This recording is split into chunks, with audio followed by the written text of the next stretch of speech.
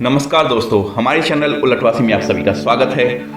दोस्तों, क्या आप जानते हैं कि 15 अगस्त और 26 जनवरी को जो झंडा फहराया जाता है उसमें क्या फर्क है?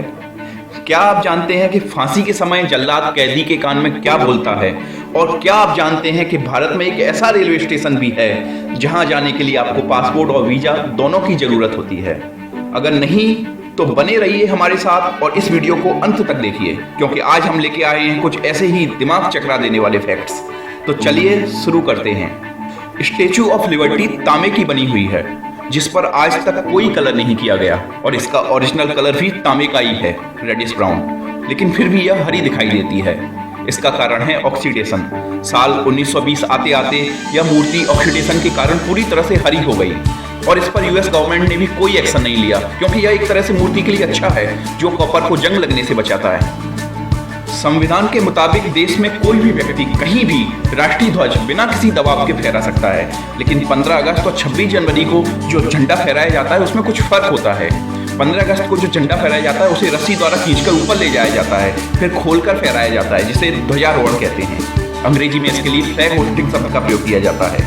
जबकि 26 जनवरी यानी गणतंत्र दिवस के दिन जो झंडा फहराया जाता है वो ऊपर ही बंधा रहता है, जिसे खोलकर फहराया जाता है, जिसे झंडा फहराना कहते हैं। अंग्रेजी में इसके लिए फ्लैग अनफ्लेयरिंग शब्द का प्रयोग किया जाता है। क्या आप जानते हैं कि मक्के के भुट्टे में लाइंस हमेशा इवन नंबर्स में ही यानी सम संख्या में ही होती हैं, जैसे कि 14, 16 या 18। साल 1666 में लंदन में एक ऐसी भयानक आग लगी जिसमें लगभग आधा लंदन शहर जलकर राख हो गया था। लेकिन दिलचस्प बात यह है कि इसमें सिर्फ 6 ही लोग घायल हुए और किसी की भी मौत नहीं हुई थी।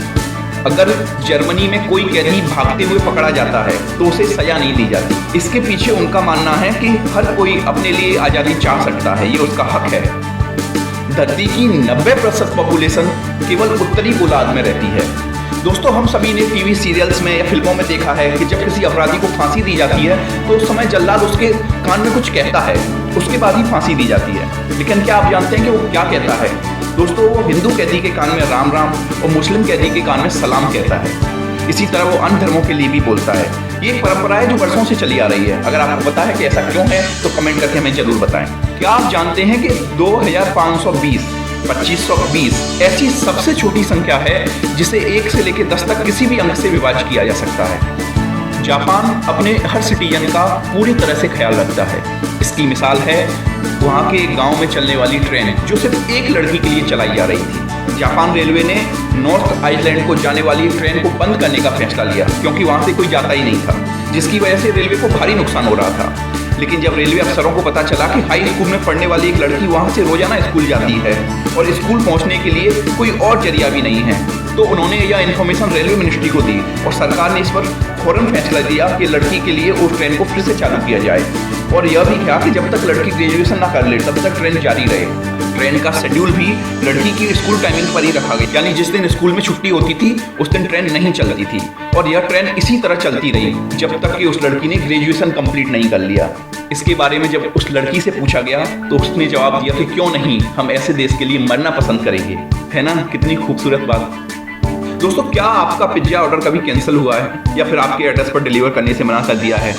अगर ऐसा हुआ है तो आप थोड़े से अनलकी हैं, क्योंकि पिज्जा कंपनियों की होड़ अब अंतरिक्ष तक पहुंच चुकी है।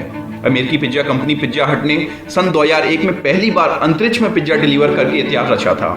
इस पूरे प्रमोशनल स्टंट के लिए कंपनी ने रूसी अंतरिक्ष एजेंसी को $1 मिलियन यानी लगभग 7 करोड़ रुपए का भुगतान किया था। तो अगली बार अगर आपसे कोई डिलीवरी चार्ज मांगे तो टिक करने से पहले एक बार जरूर देख लेना डिलीवरी चार्ज है कितना। बारकोड में लाइनों के साथ अंकों की भूमिका बेहद अहम होती है। बारकोड स्कैनर में एक रीडर होता है जो अंकों और बारकोड के जरिए उसे एक विशेष डेटा से कनेक्ट कर देता है, जो उस आइटम की कीमत और उसकी अन्य जानकारी बताता है। लेकिन क्या आपको पता है कि बारकोड रीडर उसकी लाइंस को नहीं बल्कि लाइंस के बीच के गैप को रीड करता है। दुबई में आप अपने घर पर कार नहीं धो सकते, क्योंकि वहाँ की सरकार का ऐसा मानना है कि ऐसा करने से आप पानी की ज़्यादा बर्बादी करते हैं। दूसरी तरफ वहीं आप अपनी गंदी कार को सड़कों पर नहीं चला सकते।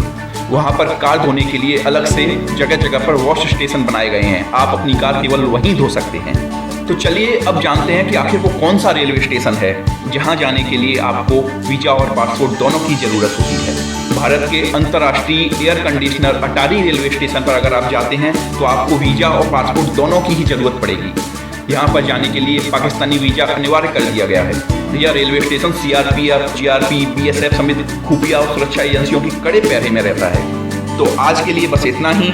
जाते जाते मैं बताना चाहूँगा एक इंटरेस्टिंग फैक्ट कि जब आप हा बोलते हैं तो आपके मुंह से निकलने वाली हवा गर्म होती है, लेकिन जब आप हू बोलते हैं तो आपके मुंह से निकलने वाली हवा ठंडी होती है। ट्राई करके देखो।